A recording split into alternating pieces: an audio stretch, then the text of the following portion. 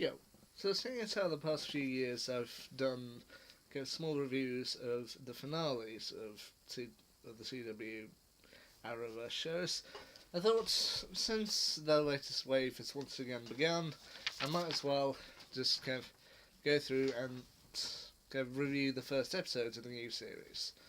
This is my short little review of the first episodes. Okay, so Supergirl Season 3, Episode 1, Girl of Steel.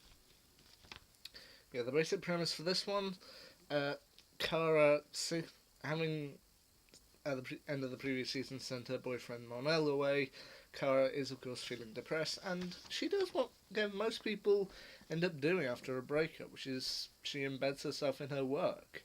Not necessarily her work at Catco, but her work as Supergirl. She kind of goes through and continues to do it, saving people, but ultimately becoming a bit frosty with her friends, even turning down nights out. And it's ultimately the team that kind of helps to pull her together and helps her realise family and friends are equally important in life.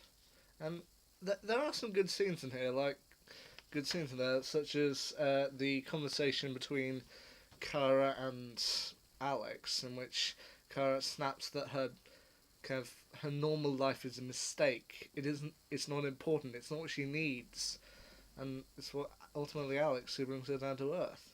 Which, yeah, I think that's a good way to take the character.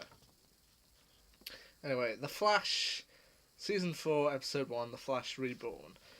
Now, the essential plot for this one is that after dealing with metahumans and all the problems that arise in Central City, Team Flash, with the exception of Iris, decide to bring him back from the Speed Force.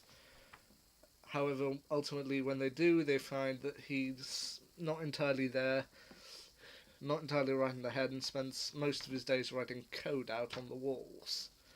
And they ultimately have to figure out a way to get him back, kind of fully back and into the Flash now. Over the break, I thought there was a lot of things they could have done with Season 4. For example, I felt while they would ultimately have to bring back Grant Gustin as Barry Allen, I feel they maybe could have done an episode or two with Keenan Lonsdale as the fully Flash role. I mean, I know he's already Kid Flash, but kind of put him in the suit and properly make him Flash, which they did for about 2 minutes in this episode when he kind of takes up the Flash mantle in order to try and defeat the Samuroid. I felt, yeah, they could do that, but ultimately in the end they didn't want to. The other thing that I thought they might do was kind of do what Buffy the Vampire Slayer did at the start of Season 6, which is once they get Barry out of the Speed Force, he would be annoyed at them because going into the Speed Force he was happy knowing they were safe. I feel that would fit in quite well with it, but they chose to go a different route. They chose to make it so that Barry comes out of the Speed Force, he's more powerful than ever, and he's more friendly than ever. He's laughing, he's having a good time. And I feel that this could make for a good series, so yeah, I give that one a tick as well. Legends of Tomorrow, Season 3, Episode 1, A Rubicon. This is probably the maddest out of the four of them, but it's also kind of one of the most fun. Which, after screwing up time at the end of the previous series, the Legends kind of prepare to kind of unite once again to sort out their problems, only to discover that their former leader, Rip Hunter, has formed something called the Time Bureau in order to sort out their mistakes, effectively making the Legends redundant. They try and settle back into normal life, but find that they can't, especially when Julius Caesar turns up on Mick's vacation in Aruba, and ultimately have to come back together. Now, I said, kind of in my past review of the Legends of Tomorrow Season 2 finale, that if Arthur Darvill wanted to stop doing time travel shows, I wouldn't blame him. Yeah, but you know what? I thought that was it for him, but no, he's come back, and his role's a lot more sinister this time. He knows more that he's letting on, and I feel it's kind of a good balance that their former leader, now they're having to act against him in order to try and save time itself.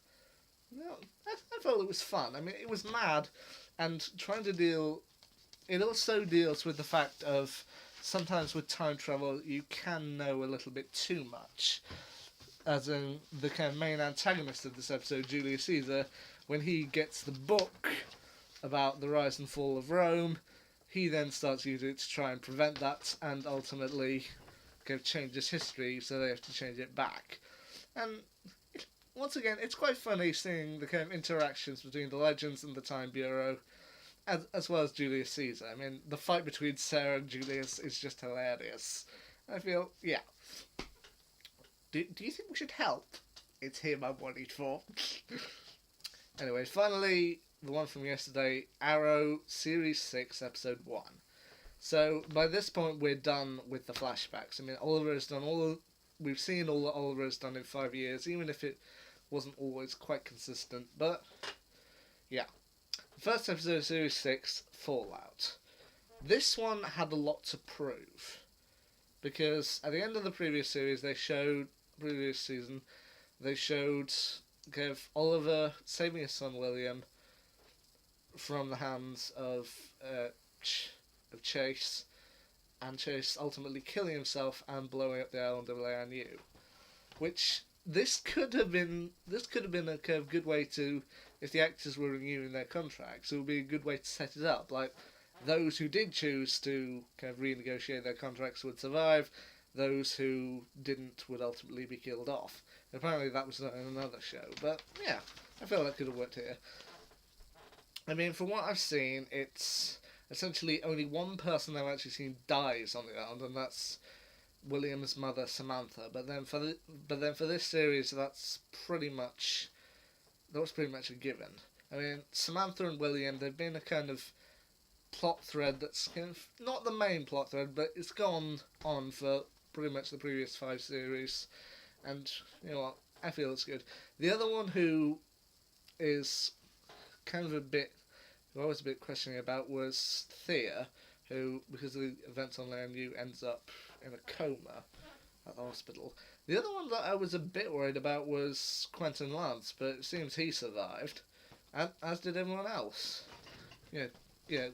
Felicity, John, Curtis, Renee, Dinah, hell, even Laurel.